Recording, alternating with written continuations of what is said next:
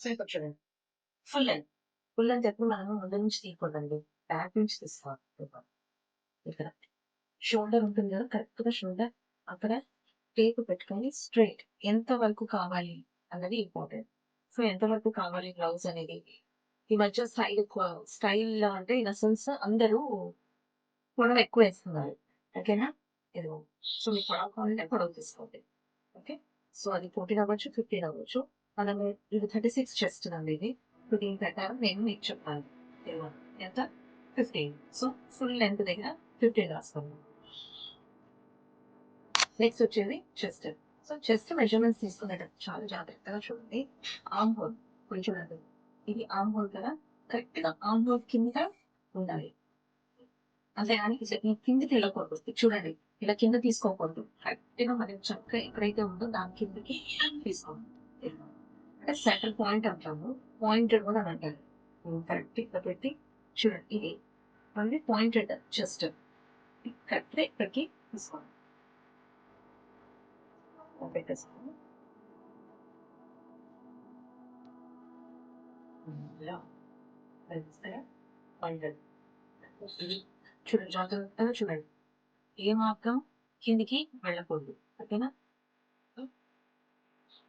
So chest దగ్గర రాసుకోండి ఎంత తీసుకున్నాము అనేది. నెక్స్ట్ వచ్చేసి బేస్ ప్యాన్. ఇంకా నేను మీకు నంబర్స్ ఏం చెప్పను, ఎందుకంటే ఒక్కొక్కరు లాగా ఉంటుంది. జస్ట్ ఎలా తీసుకోవాలంటే నేను మీకు చెప్తాను.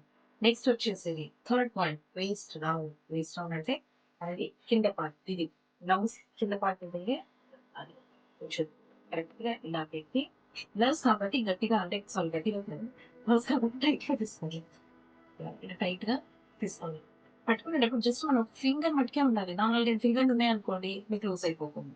సో అంతే, జస్ట్ ఒక ఫింగర్ పెట్టి టైట్ గా తీయండి. అది నెక్స్ట్ వచ్చేది స్లీవ్ లెంత్. స్లీవ్ లెంత్ కూడా చూడండి, కరెక్ట్ ఇది ఈ పార్ట్ దగ్గర నుంచి కరెక్ట్ గా sleeve length. Okay, this is sleeve length. Next వచ్చేసి స్లీవ్ రౌండ్.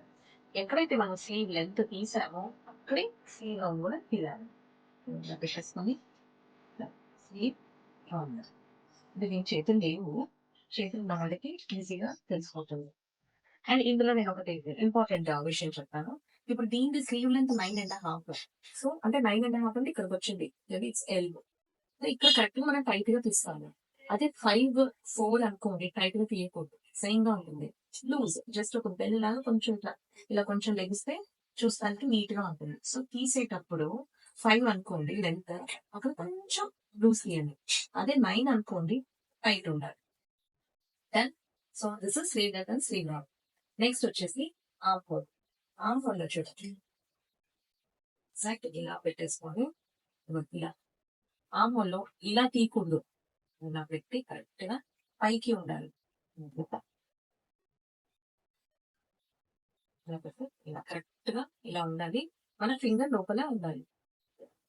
కొంచెం టైట్ తీయాలి బ్లౌజ్ కి, ఎందుకంటే అదంతా బయాస్ కటింగ్ లో ఉంటుంది. బయాస్ కటింగ్ అంటే క్రాస్ కటింగ్ లో ఉంటుంది. పావించు లూజ్ అయినా పావించు టైట్ అయినా కూడా పర్వాలేదు, ఎందుకంటే అదంతా సాగినట్టు ఉంటుంది కాబట్టి నో ఇష్యూస్. సో ఇదంతా కూడా స్ట్రైట్ గా ఉండాలి. ఇప్పుడు నేను డమ్మీ మీద చూపిస్తున్నాను, నెక్స్ట్ నేను మనిషి మీద చూపిస్తే ఆ ఫింగర్ మీకు ఐడియా కూడా ఉంటుంది. నెక్స్ట్ వీడియోలో నేను అది కూడా చూపిస్తాను. ఓకేనా, నెక్స్ట్ వచ్చేసి బ్యాక్ నెక్. చూడండి, బ్యాక్ నెక్. యా, నేను ఇన్ని 25 years నుంచి నేను కస్టమర్స్ తీసాను కదా, తీసినప్పుడు నేను ఎప్పుడు కూడా క్రాస్ తీయనండి. అండ్ నేను నేర్పించేటప్పుడు నా స్టూడెంట్స్ కి కూడా క్రాస్ తీయమని నేను చెప్పాలి. ఎందుకంటే క్రాస్ తీయాలి అని అంటే దానికి కొంచెం ఎక్స్పీరియన్స్ కావాలి. స్ట్రైట్ ఇస్ ద బెస్ట్ అండి. ఇప్పుడు చూడండి, ఇది షోల్డర్ ఉందా, మనకి ఇక్కడి నుంచి కదా నెక్ కావాలి. సో కరెక్ట్ ఇక్కడ పెట్టేసేయండి, మీరు టేప్ పెట్టేసుకోవాలి, ఎంత వరకు కావాలో అంతవరకు తీసేసుకోండి, అయిపోయింది. ఎందుకు తెలుసా నేను క్రాస్ తీయనంటున్నాను, చాలా మంది బ్రాడ్ కావాలి, సన్నగా కావాలి, అండ్ ఇక్కడ నాకు విడత ఎక్కువ కావాలి అని అంటారు. అప్పుడు మీరు ఇలా పెట్టి ఇలా అనేసరికి ఇది కరెక్ట్ ఎక్కడ పెట్టాలి ఏంటో మీకు తెలియనప్పుడు ఏంటంటే ఇట్లా పెట్టారనుకోండి, ఆ బ్రాడ్ దగ్గర నుంచి సన్నము చాలా డిఫరెన్సెస్ వచ్చేస్తుంది. అందుకని ఎక్కడి నుంచి ఎంత కావాలో అంత పెట్టేసుకోండి, అయిపోయింది. సో ఇప్పుడు ఎంత అయితే 10